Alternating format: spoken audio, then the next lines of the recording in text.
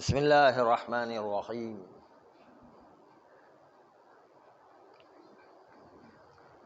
وبہ نستعین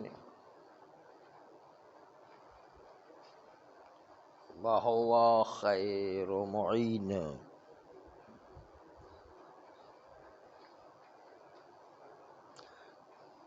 کل السلام علیکم آقای آخوند خراسانی کے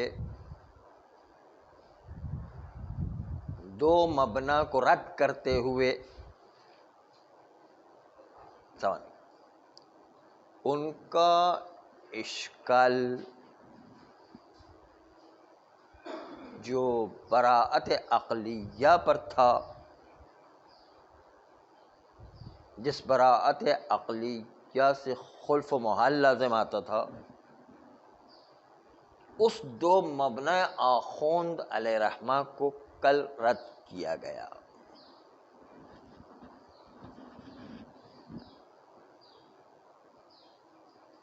اسی دو مبنا کے رد کرنے کے ساتھ ساتھ اگر ہم ایک ضمیمہ منظم کریں اسی رد دو مبنا کے ساتھ، تو تیسرا اشکال جو خود آغا فاضل لنکرانی نے کیا تھا، جس میں یہ کہا تھا کہ علم تفصیلی علم اجمالی سے متولد ہوتا ہے، اگر یہ ضمیمہ منظم کیا جائے تو انضمام ضمیمہ کے نتیجے میں وہ تیسرا اشکال جو آغا فاضل لنکرانی نے کیا تھا، وہ اس تیسرے اشکال کو بھی رد کر دے گا۔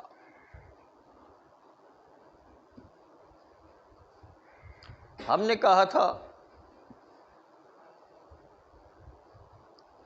کہ اگر واقع مطلب کو یہاں اقل و اکثر میں ملاحظہ کیا جائے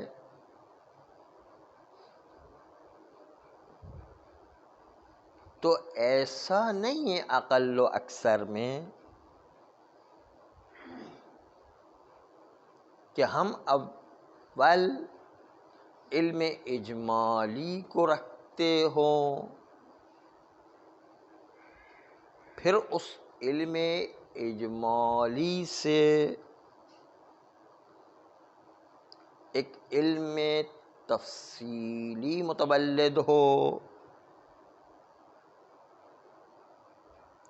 اور وہ علم تفصیلی معلول و مسبب علم اجمالی ہو جائے۔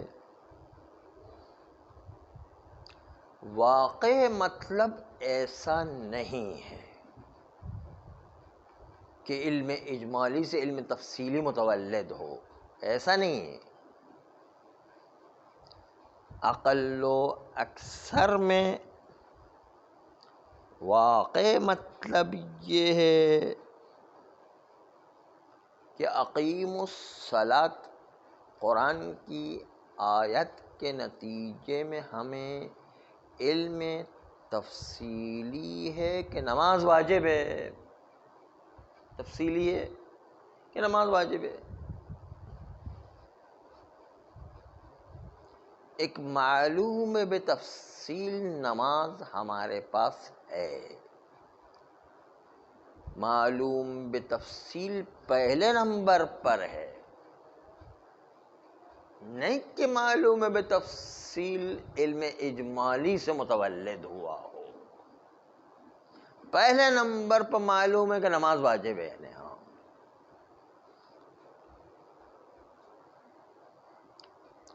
معلوم بتفصیل جو نماز ہے اس میں اتنا بھی معلوم تفصیلی ہے کہ 9 جز تو ہر صورت میں انجام دینا ہی دینا ہے، اتنا بھی معلوم ہے ہمیں کہ 9 جز تو ہے ہی۔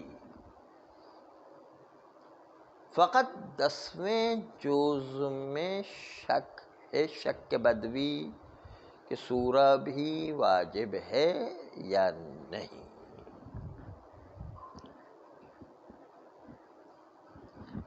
نو جز میں تو کوئی تردید ہے ہی نہیں. بعبارت اخری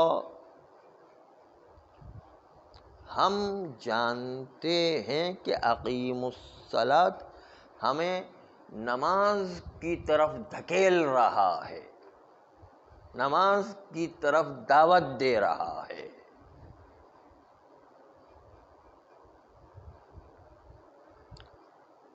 اقیم الصلاۃ کا ہمیں یقین ہے کہ اقیم الصلاۃ ہمیں 9 جز کی طرف دھکیل رہا ہے، 9 جز کی طرف دعوت دے رہا ہے. اس میں تو کوئی شک نہیں ہے، اس میں تو کوئی شک نہیں ہے کہ اقیم الصلاۃ ہمیں 9 جز کی طرف حرکت دے رہا ہے، 9 جز کی طرف دعوت دے رہا ہے.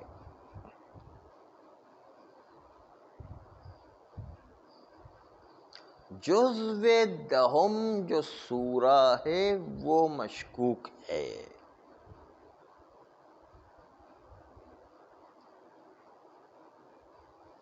یہاں پر تعلق امر بالصلاۃ داعیت امر و محرکیت امر نسبت بنو جز معلوم بالتفصیل ہے. ہمیں معلوم ہے کہ 9 جز کا تو حکم یقیناً آیا ہے. جزو دہم کی نسبت اول امر سے ہی ہم مشکوک ہیں، اول امر سے مشکوک ہے جزو دہم، یعنی سورہ شروع سے ہی ہمارے لیے مشکوک ہے.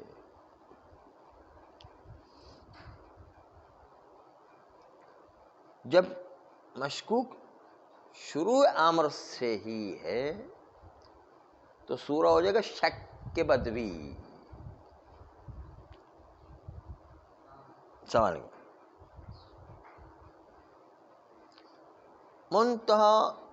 السلام علیکم. منتہا ایک قاعدہ ہے کہ جہاں پر علم تفصیلی ہو اور اس کے ساتھ ایک شک کے بدوی ہو، وہ شک کے بدوی کہ جو متناسب و معلوم بالتفصیل ہے، سورے کو 9 جز کے برابر میں رکھا جائے، سورے کو نماز کے ساتھ منظم کیا جائے،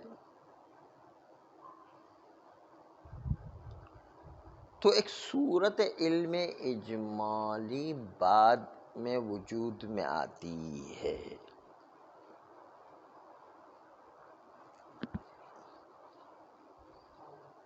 السلام علیکم. یہ صورت علم اجمالی ظاہر میں وجود میں آئی ہے کہ 9 جز واجب ہے یا سورے کے ساتھ واجب ہے. یہ علم اجمالی یہ بعد میں وجود میں آیا ہے، وَإِلَّا باطن میں اور حقیقت میں اول و آخر یہی مطلب ہے کہ ہمارے پاس ایک علم تفصیلی بنو جز ہے اور شک کے بدوی سورہ ہے، اس کے علاوہ کوئی چیز نہیں ہے.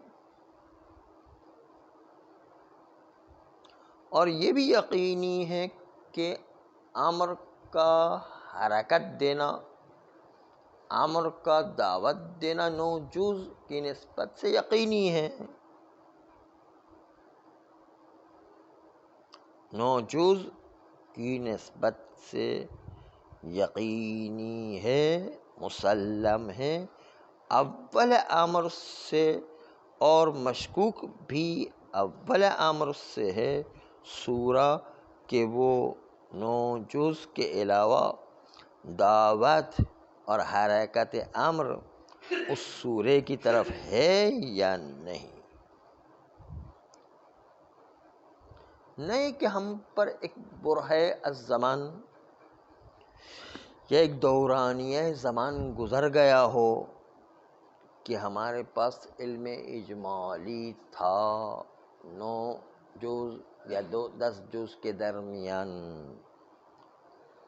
اس دوران زمانی کے گزرنے کے بعد ایک علم تفصیلی علم اجمالی سے متولد ہوا ہو، جو علم تفصیلی متولد و مسبب از علم اجمالی ہو، ایسا نہیں ہے جیسے کہ مستشکل نے تصور کیا تھا کل کی گفتگو میں۔ بس جب آپ ان دو مطلب کو ملاحظہ کریں گے کہ علم تفصیلی 9 جز اول امر سے ہے، 9 جز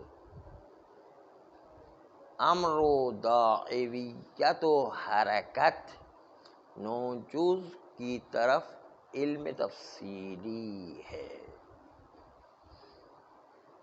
سادہ الفاظ میں کہ اتنا پتہ ہے کہ 9 جز تو انجام دینا اقیمو کی سے ضروری ہے۔ صرف سورے میں شک ہو رہا ہے کہ سورہ بھی اقیمو میں شامل ہے یا شامل نہیں۔ تو شروع سے یہ حقیقت ہے، ایسا نہیں کہ علم اجمالی تھا اس سے علم تفصیلی متولد ہوا ہو، اور علم تفصیلی جب متولد ہوا ہو تو متولد ہونے والی چیز جو مسبب ہے اپنے سبب کو کیسے ختم کر سکتی ہے، یہ کل والا اشکال آ ہی نہیں سکتا کہ اصل حقیقت ایسی ہے ہی نہیں۔ اصل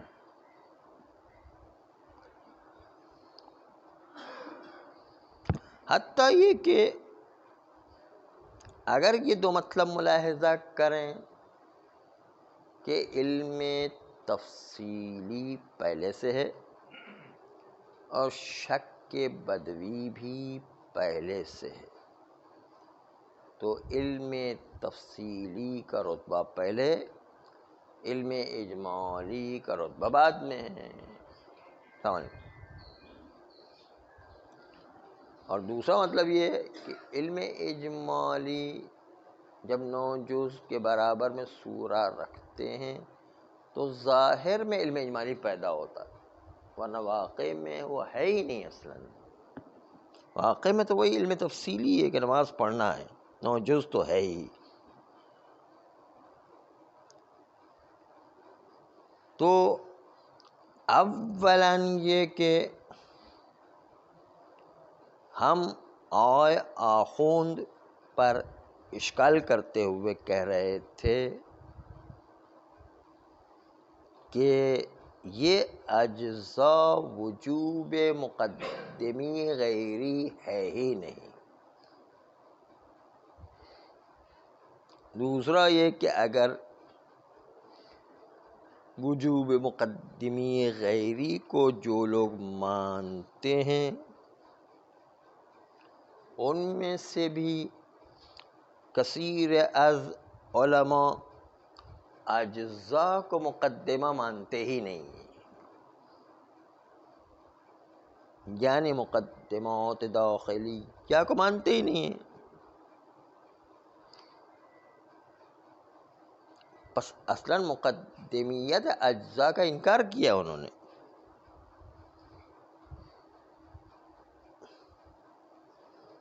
اس لیے وہ کہتے ہیں کہ ہم نے مقدمات داخلیہ کو محل نزاع مقدمے میں اس لیے داخل نہیں کیا کہ وہ مقدمہ ہی نہیں ہے، بلکہ مقدمیت کل و مرکب کے لیے اجزاء کے لیے نہ ماننے کے ساتھ یہ دلیل پیش کرتے ہیں کہ مرکب و اجزاء دونوں ایک ہی چیز ہے، مقدمہ کیسے ہو گئے۔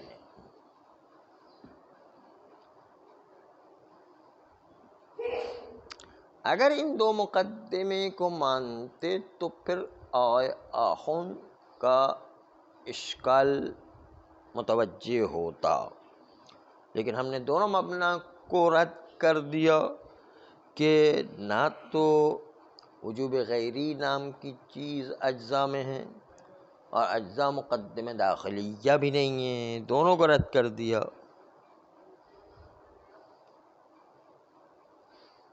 اسی طرح تقریب سوم میں جو آغا فاضل لنکرانی کی تقریب تھی، اس میں ہم اولاً تو یہ کہتے کہ علم اجمالی علم تفصیلی سے متولد ہو، یہ بھی غلط ہے۔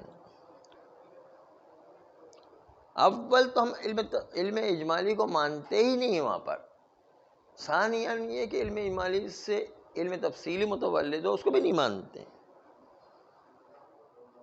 جب یہ دو کو نہیں مانتے ہیں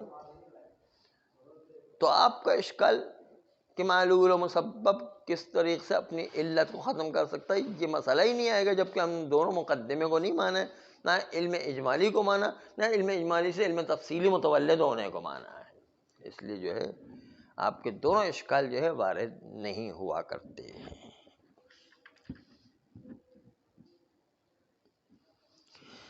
یہ تھی تینوں اشکال آخوند و تقریب سوم،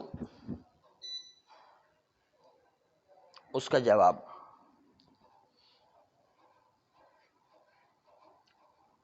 اما ایک اشکال آغا شیخ مرتضی انصاری نے اپنی کتاب رسائل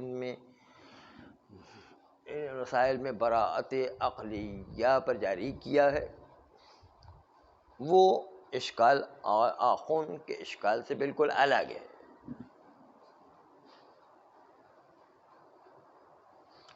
آغا شیخ مرتضی انصاری رسائل میں ان قلت کے باب میں کہتے ہیں، ان قلت کر کے اشکال کر کے خود ہی قلتوں سے جواب دیتے ہیں۔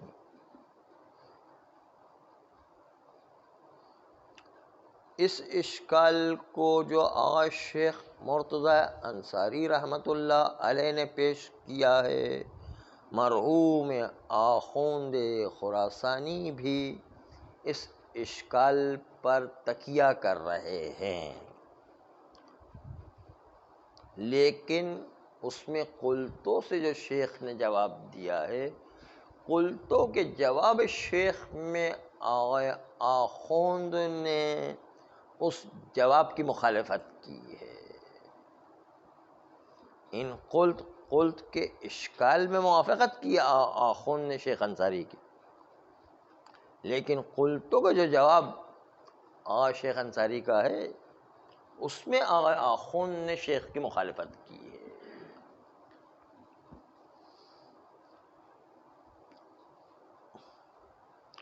در حقیقت یہ بھی ایک ایسا بیان ہے کہ جو اشکال کی حد تک مورد تائید کفایہ آخوند ہے،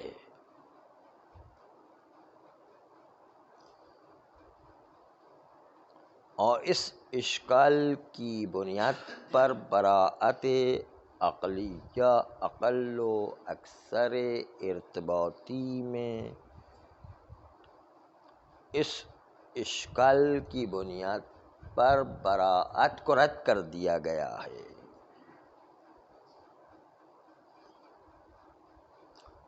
وہ بیان اشکال کی صورت میں جو ایک مشہور و معروف مسئلے پر متکی ہے،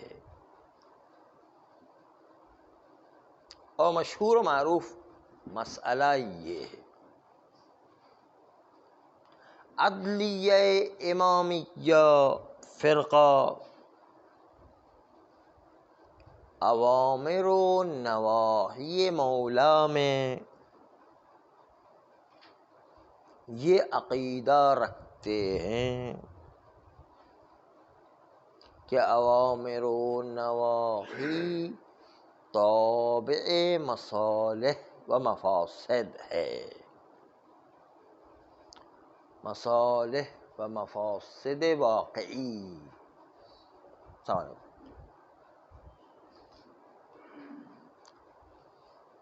مصالح مفاسد واقعی و نفس الامری. نفس الامری کو آقا مدرس یوں توضیح دیتے ہیں. نفس الامری کا مطلب کیا ہے؟ نفس الامری کا مطلب، امر یعنی وہ چیز، نفس یعنی خود، یعنی وہ چیز جو خود واقع میں ہے. اس کو نفس الامری بھی کہتے ہیں، اس کو حقیقت بھی کہتے ہیں، کیونکہ وہ چیز جو واقع میں ہے خود ہے. جو چیز خود ہے وہ واقع میں ہے، حقیقت ہے. ہاں، آقا مدرس کی اس توضیح کے بعد یہ کہ عدلیہ امامیہ کا نظریہ یہ ہے کہ ہر اوامر و نواہی کے پیچھے مصالح و مفاسد واقعیہ ہے، نفس الامری ہے. نفس الامری خود جو مصلحت اس کے اندر پوشیدہ ہے.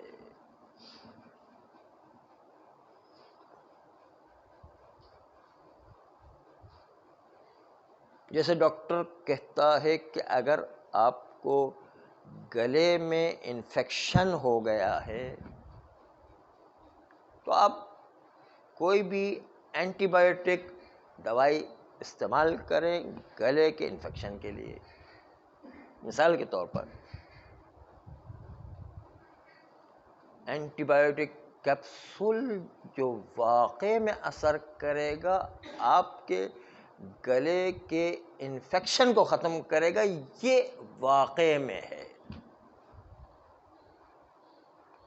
ڈاکٹر کی بات اللہ کا امر سمجھ کے اطاعت نہیں کرنا ہے، بلکہ اپنی بیماری کو دور کرنے کے لحاظ سے عمل کرنا ہے. یہ کہہ لیتا واقع کو حاصل کرنے کے لیے کہ بیماری دور کرنے کے لیے دوائی استعمال کر رہے ہیں، ورنہ ڈاکٹر کا قول کوئی امام کا قول تھوڑی ہے. نہیں، ہماری مرضی ہم نہیں مانیں، لیکن نہیں مانیں گے تو بیماری بھی ٹھیک نہیں ہوگی. تو بیماری کے علاج کے لیے واقع کو حاصل کرنا ہے. واقع کیا ہے کہ اپنے گلے کے علاج کے لیے ہمیں دوائی استعمال کرنا ضروری ہے. ڈاکٹر کا قول اگرچہ کہ شریعت کا حکم نہیں ہے، ڈاکٹر کا قول اگرچہ کہ امام کا حکم نہیں ہے، لیکن بہرحال ہم نفس الامر میں جو واقع میں چیز ہے کہ بیماری دور ہو جائے، اس کو حاصل کرنے کے لیے ہم ڈاکٹر کی بات مان رہے ہوتے ہیں. تو نفس الامر یعنی جو واقع میں ہے، واقع میں بیماری کا علاج ہے وہ. تو عدلیہ امامیہ کا کہنا اور عقیدہ یہ ہے کہ اللہ کوئی بھی امر فضول نہیں کرتا ہے، لاغو نہیں کرتا ہے. جبکہ دوسرے فرقے اہل سنت کے برادران کے وہ کہتے ہیں اللہ کی مرضی ہے، اللہ جو چاہے حکم کرے، چاہے مصلحت ہو یا نہ ہو، یا مصلحت کے بالکل مخالف بات ہو تو کر سکتا ہے اللہ. ہم اللہ کے اللہ تھوڑی بن بیٹھے ہیں، کوئی ہم اللہ کے بھی خدا تھوڑی ہے کوئی. اللہ کی مرضی ہے، جو چاہے وہ کرے. وہ یوں کہتے ہیں. اس کو آخوئی نے سب سے بہترین، سب سے پہلے نظریہ جو پیش کیا حسن و قبح عقلی کا، اس کے ذریعے سے اس مسئلے کو حل کیا گیا. آپ کو اگر ملاحظہ کرنا تفسیر البیان کو ملاحظہ فرمائیں. اس مسئلے تفسیر البیان میں جو آخوئی نے یہ بیان دیا بہت ہی عمدہ بیان ہے. اتنا عمدہ بیان ہے کہ حتیٰ یہ کہ برادران اہل سنت نے بھی یہ پہلی مرتبہ جب نظریہ پڑھا تو برادران اہل سنت نے لکھا ہے اس سے بہتروں کو بیان نہیں ہو سکتا ہے. اتنا بہترین بیان ہے کہ وہ انہوں نے اپنی یونیورسٹی کے اندر البیان کو رائج کر دیا. سنیوں نے اپنی جو ہے یونیورسٹی الازہر کے اندر البیان کتاب آخوئی کو تفسیر کی اپنی یونیورسٹی کے اندر رائج کر دیا. کہا کہ ہر طالب علم کے لیے یہ پڑھنا تو ضروری ہے, کوئی کتاب پڑھے یا نہ پڑھے البیان تو ضرور پڑھے. اتنا زبردست جواب اس مسئلے کا لکھا ہے کہ اللہ جو ہے عقل کے خلاف کوئی بات نہیں کہہ سکتا ہے. ہم اللہ کے اللہ نہیں بن سکیں. اللہ نے اپنے پر خود فرض کیا کہ غلط کام نہیں کرے گا. اللہ کے اللہ تو نہیں ہے, لیکن اللہ نے خود اپنے اوپر فرض کیا ہوا ہے کہ کوئی غلط کام انجام نہیں دے گا. اس کو جو ہے توضیح دی ہے آخوئی نے کتاب البیان تفسیر میں, کہ جو جلد اول اتفاق سے بدقسمتی سے آخوئی نے ایک ہی جلد تفسیر کے البیان لکھی ہے.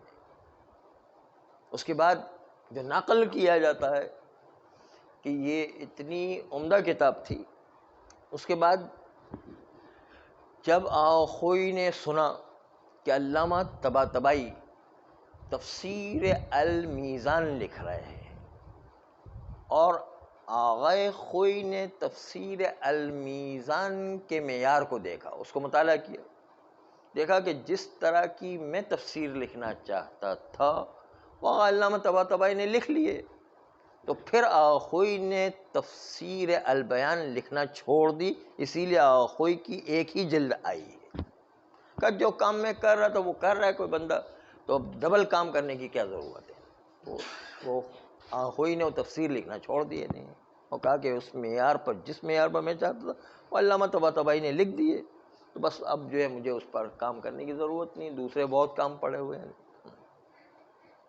کاموں کی کوئی کمی نہیں ہے, کام کرنے والے کی بات ہے وہ کہ کس مورد میں کس میدان میں کام کرنا چاہتا ہے.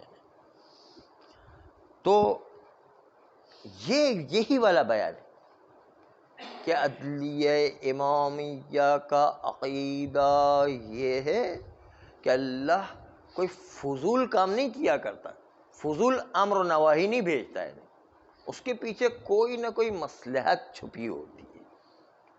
نماز پڑھو کہا تو اس کے پیچھے خود جو بندے کی کوئی مصلحت موجود ہے. نماز میں خود بندے کے لیے مصلحت موجود ہے. مصلحت کے بغیر اللہ کوئی کام انجام نہیں دیتا. خود بھی تشریح کی معصومین نے, اور قرآن میں بھی ان الصلاۃ تنہی عن الفحشاء والمنکر, معراج مومن, قربان کل تقین, عمود الدین, کتنی روایات و کتنی آیات ہیں خود نماز کی شان میں اور اس کی فضیلت کے اندر ہے. تو مصلحتوں کے تحت عقیدہ امامیہ ہے کہ اللہ کوئی اوامر و نواہی بھیجا کرتا, مصلحت و مفسدہ کے تابع ہے.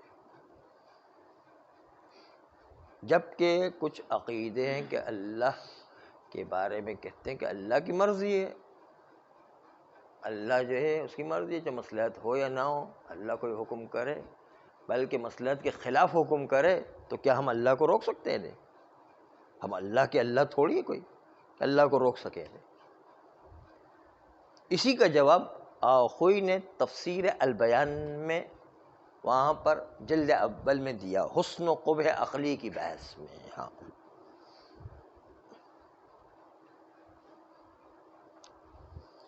تو چونکہ امامیہ کا عقیدہ یہ ہے کہ ہمیشہ اوامر و نواہی تابع مصلحت و مفسدہ ہوا کرتے, مفسد واقعی, مفسد ظاہری, واقع میں اس کی کوئی مصلحت ہوگی, یعنی نفس الامر میں اس کی کوئی نہ کوئی مصلحت ہوگی.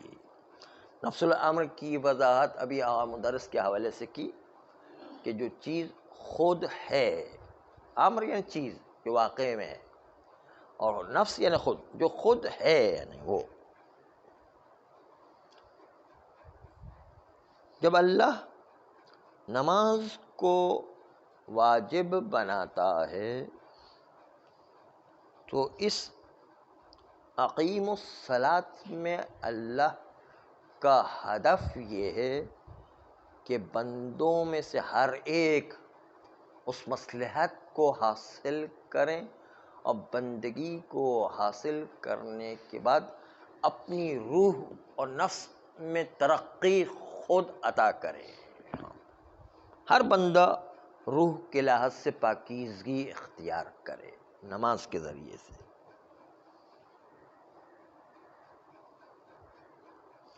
اسی طرح نواحی میں اللہ چاہتا ہے کہ ہر بندہ اس مفسدہ شراب پینے سے بچے، نشہ آور چیزوں کے مفسدے سے بچے جو نہیں کیا گیا ہے.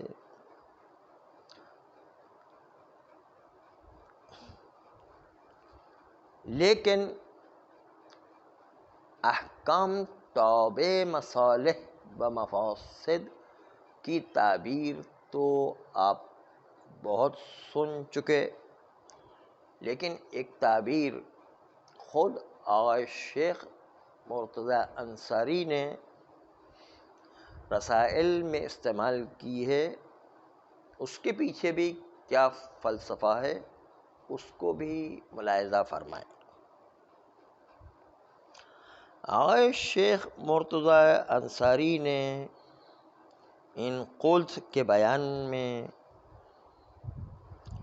کہ آخوند نے بھی آقا شیخ مرتضی انصاری کی اس مسئلے میں تائید کی ہے. وہ آقا شیخ انصاری کا بیان یہ کہتے ہیں کہ امامیہ عدلیہ کی نظر میں واجبات شرعیہ الطاف